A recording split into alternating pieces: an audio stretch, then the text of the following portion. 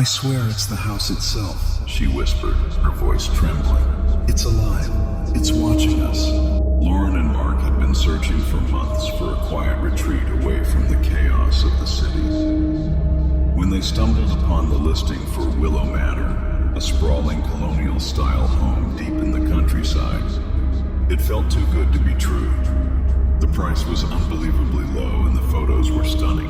Pristine white walls, a picturesque garden, and an atmosphere of timeless charm. But as they stepped through the threshold on their first visit, Lauren paused. The air was heavy, almost suffocating, as if the house itself was exhaling a long-held breath. Mark brushed it off. It's old, just needs some airing out. The first night, Lauren was jolted awake by a sound, a faint rhythmic pulsing, almost like a heartbeat.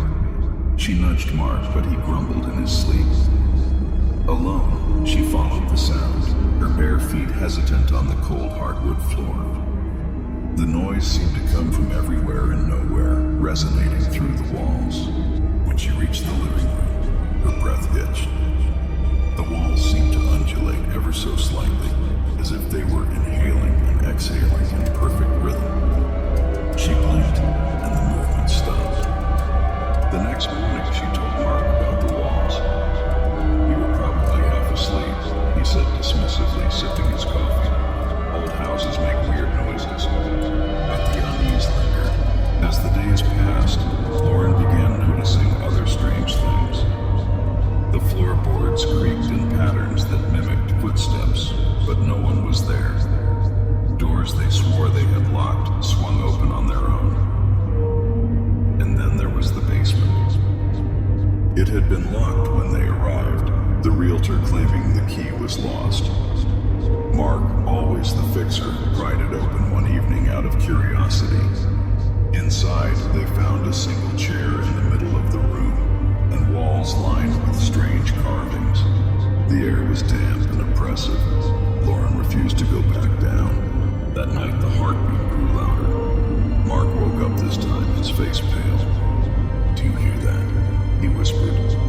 Lauren nodded, clutching his arm. "It's coming from the basement." Unable to ignore it any longer, they descended into the basement with a flashlight.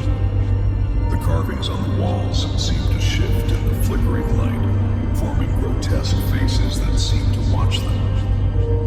Mark stumbled back, nearly dropping the flashlight. "What is this place?" Lauren's breath quickened as she noticed something on the floor, faint wet streaks leading to the chair. As Mark bent to examine them, the house shuddered.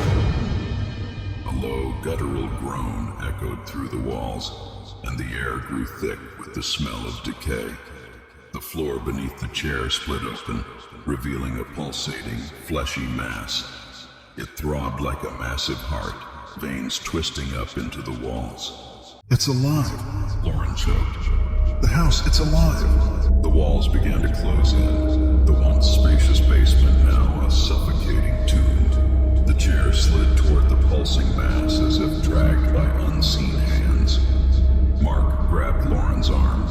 "We have to go, now!" They scrambled up the stairs, but the house fought back. The walls groaned, the floor buckled, and a deafening roar filled the air. Reaching the front door, Mark pulled with all his strength, but it wouldn't budge. Lauren screamed as she saw shadows slithering toward them from the hallway. With one last desperate effort, Mark threw a heavy vase through the window. They climbed through, bleeding and breathless, as the house seemed to collapse in on itself, the sound of the heartbeat fading into silence.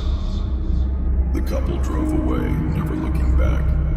The next day, they reported the house to the authorities, but when officials went to investigate, they found nothing but an empty plot of land.